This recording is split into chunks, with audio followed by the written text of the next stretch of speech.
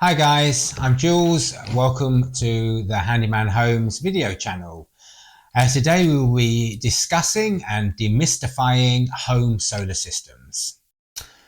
So what are the different types of solar systems that you get? Well, there's hybrid and there's off-grid.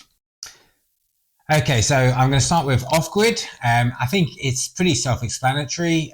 It means that you have no tie to any supply. So Eskom or whoever would be your utility provider, you just are generating your own electricity. Most people that are doing this are living out in the back of nowhere, up in the Karoo or something like that. And the option to be supplied by Eskom is just not there.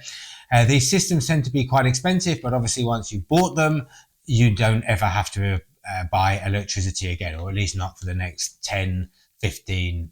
We're seeing if batteries and panels are well maintained and well treated, they could be lasting you 25 years. Most people aren't going to want that as an option. What most people are looking for is a hybrid system. What is a hybrid system? A hybrid system is your solar panels, it's your inverter, it's your batteries, and it's also your grid tie, your connection to your utility company, as would be Eskom in South Africa. How does it work? So during the day, your solar panels generate electricity. They power your home and the use of your home while they're generating electricity, and they also charge your batteries. So you have electricity during the evenings and nighttime when the solar panels aren't generating any electricity. So your utility company, so in South Africa, that would be Eskom, also supplies you with electricity to meet those low points. So often during the night, the batteries will have been depleted, and you will then need a charge or use Eskom, your utilities, for your early morning before the sun has risen. So another question that we get asked is, where am I going to put this system? Where am I going to put the batteries? Where am I going to put the inverter? And obviously the biggest question is, where am I going to put all of these panels? If you've got the right roof with the property facing in the right direction, north as it would be here in South Africa, to get as much sun as possible, then that's great. But also you need to consider, what is your roof made of? Tiles, zinc sheets, or in asbestos, which is so these are considerations that you do need to make. There is also the option of ground mounting solar panels, again, if you've got the space. So if your roof doesn't lend yourself well, then ground mounted panels is also an option. Then where are you going to put the equipment? Your inverter, your battery, and this equipment, it really ideally needs to be on a dry wall, internally mounted. It can be put in weather tight boxes externally, but we are seeing that heat transfer of daytime and nighttime puts extra pressures on your batteries. Batteries are very heat sensitive.